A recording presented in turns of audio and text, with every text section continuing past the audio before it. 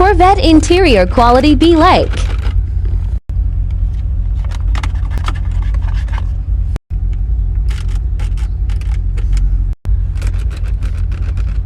I want to see your summer build. I'll go first. So this is my sand rail or dune buggy, however you want to call it. This is meant for like off-road, sand dunes, that whole gig. You can see we got these tires here. They're trash, but that's, kind of the whole idea. Anyways, this is what we're putting in it. This is a 2.0 turbo. It's got a larger turbo on it. I don't know how big it is yet. We bought this whole thing together. I didn't look at that yet. But this is a 2.0. It's off of the earlier STs, and this one we got off of a Ford Edge. Now, for reference, that thing has 103 horsepower, and this motor puts out about 250, probably going to be closer to 3 once we're done. So 300 horsepower in something that weighs probably like 1,300 pounds. This thing's probably going to be faster than my Z06. Your turn, boys. I want to see yours. So I think partially you're right, and I think partially you're wrong. There's like pros and cons to these cars. Looking at things like interior, like they're pretty much crap. Like USA made interiors are nothing compared to German and like just foreign interiors. However, where we do get you is things like reliability and easy to work on. Like the maintenance category on my LS is just off the charts. I can do pretty much anything to this car, and so can everybody else. It's not like some crazy German engineered BMW where it costs like $500 just to change an alternator or something like that. I also do think with cars like the Corvette, like what I have, is that you have a really good like value for price. You're getting a lot for the price that you're paying. My Corvette Z06, a lot of people compare that, the C6, to like the older Gallardos, and I think like dollar to speed, this just blows it out of the water. Sorry, sir, but if that is your goal, then maybe the car scene might not be for you. From my personal experience, I have gotten absolutely 0 women because of my Z06. I used to have a moped, that got more women. If you want to get girls, be tall, and if that doesn't work, learn how to be funny. Those are your 2 options. But I'll tell you what, if you want to get men, the car scene is the way to go, boy. When I pull up to the gas station with my Corvette, everyone's dad's got their eyes on me. This sand rail is going to be faster than my Corvette Z06. Right now, boys, we're in the middle of building a 2.0 turboed sand rail. This thing's going to put out about 250 horsepower, and this Corvette puts out about 505 horsepower. This Corvette, however, weighs about 3,000 pounds, whereas the sand rail weighs about 1,500. So I ran the numbers, and based off of 1,800 pounds weight and 220 horsepower, this thing's going to put down an 11.7 second quarter mile. Best case scenario, about 1,500 pounds and 220 horsepower. We're going to be looking at about an 11-second flat quarter mile. The build's not done yet, so obviously we don't know exactly how much this is going to weigh, but the best I've ever gotten in the Corvette is an 11.9. So if we build it right, that sand rail, it's going to kick that Corvette's ass. We're in the process of a full series of videos on building that sand rail on my YouTube, so check out some of those videos if you want. Follow for more cool things. Well, sir, that is because the BRZ suffers from this disease where it looks really cool but is very slow. Unfortunately, a few cars have this same problem.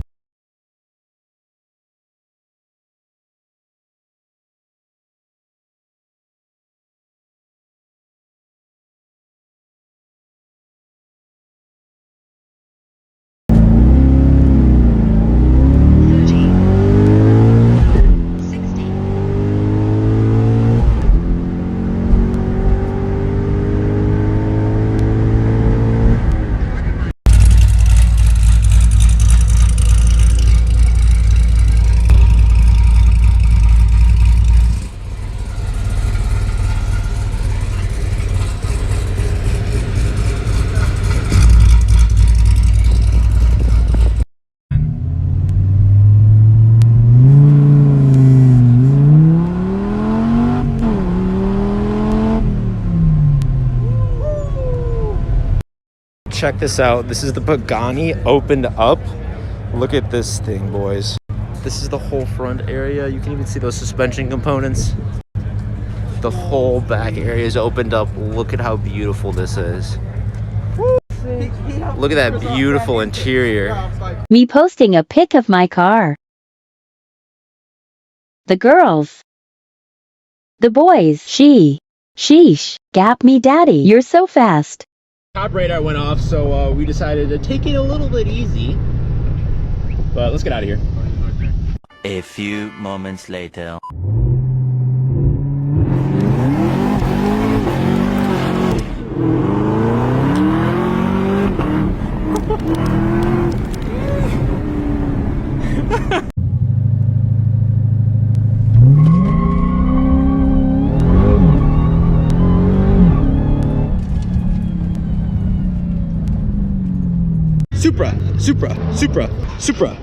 Supras. You guys are never gonna guess what car's next. Tell me what car you drive without telling me what car you drive. I'm over the age of 50, I got a mean pair of New Balances, and I can grill like nobody's business. Did you guess yet? If you guessed Corvette, then you were right. Good morning. I just wanted to say...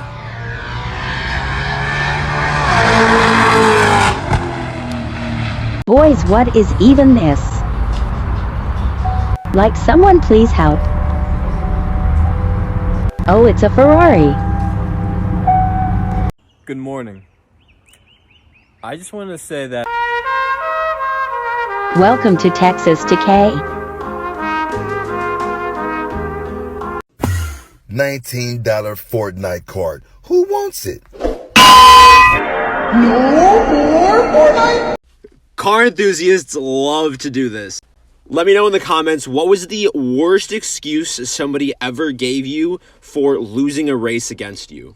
Some of my personal favorites are, bro, I was spinning, or bro, I didn't even hit boost, or dude, you left early, or dude, I wasn't even getting any traction, bro, I have a passenger, you know, stuff like that. Let me know.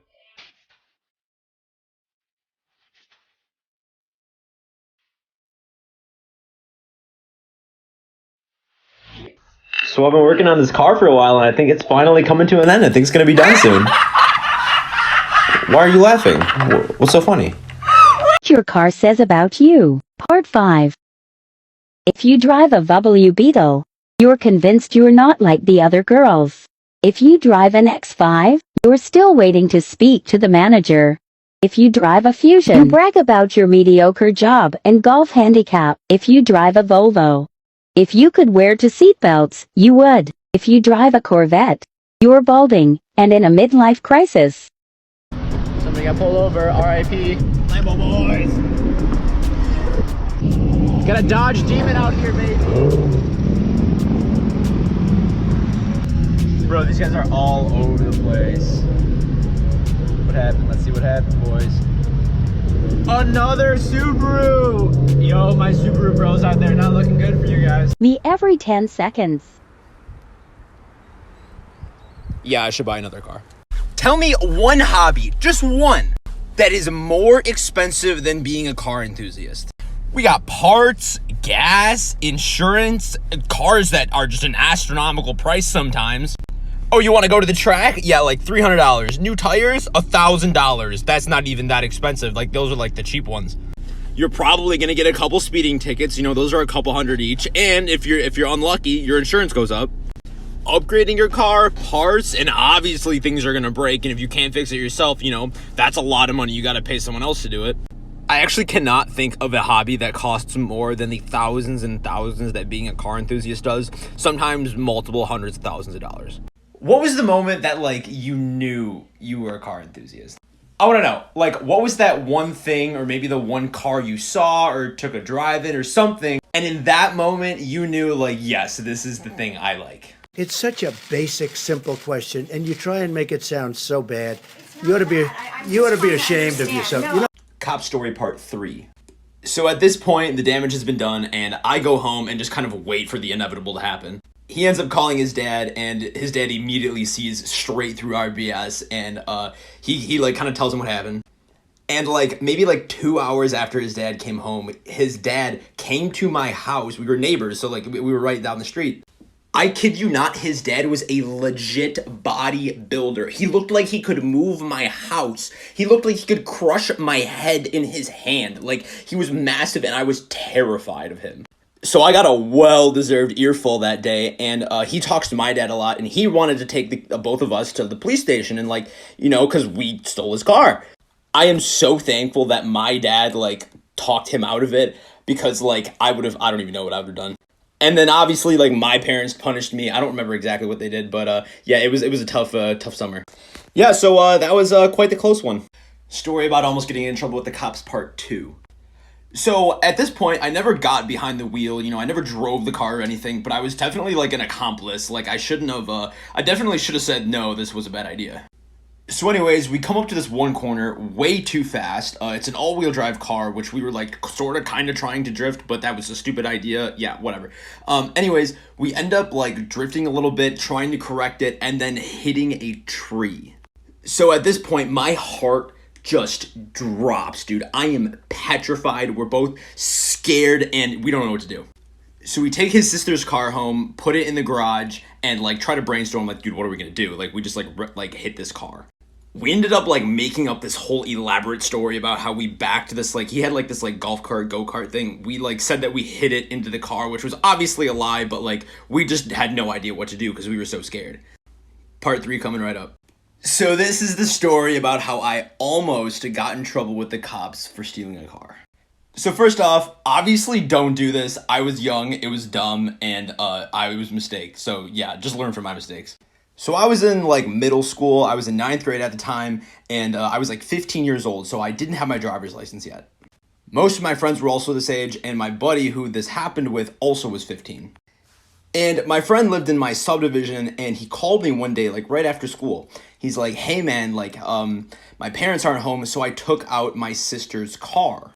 And he's like, hey, you know, I'm just driving it around the sub, playing around, do you want me to pick you up? And I'm like, yeah, of course, what's the worst that can happen, right? So it was like a pretty new Chrysler 300 V6, all-wheel drive, and we were just kind of like driving way too fast, you know, being reckless, things you should not be doing in a subdivision. There were so many things wrong with this situation. And then he starts getting a little spicy around the corners. Making a part 2 to this because this is a long story. Car YouTubers I would beat in a race. First up, Manny. To be honest, I'm not scared of that collection. Nothing my Ford Focus Special Edition can't handle. Next up, Stradman. That Bugatti might be a little bit more challenging. Might need to pull out the moped for that race. Vehicle Virgin. I could beat that McLaren with my penny board as long as we're going downhill. Doug DeMuro. Honestly, I don't even want to race Doug. I just want him to stand in front of my car and say, this? This is the story about how we totaled our car in driver's training. So when I was like 14, almost 15, you know, I was super excited to get my license, and I took driver's training like every kid that's excited to get their license does. And basically, like, the program that I went through, at least in my state, I don't know if it's different anywhere else, but we had to go on, like, 6 road drives with an instructor. And on the second drive, there was this huge snowstorm. And basically what happened is I wasn't driving. I was in the back seat right there, right behind the driver. And we spun out. We went to the right on the shoulder, and then across. We cut across the lane, and we hit a fire hydrant. And you know how, like, you play a video game or maybe you see a movie, like, you hit a fire hydrant and it goes like, bink. Yeah, that did not happen at all. It was like hitting a steel beam that was mounted into the earth. So we basically went like 45 to 0 and super quick. All the airbags went off. Car was totaled. And yeah, great second time on the road ever.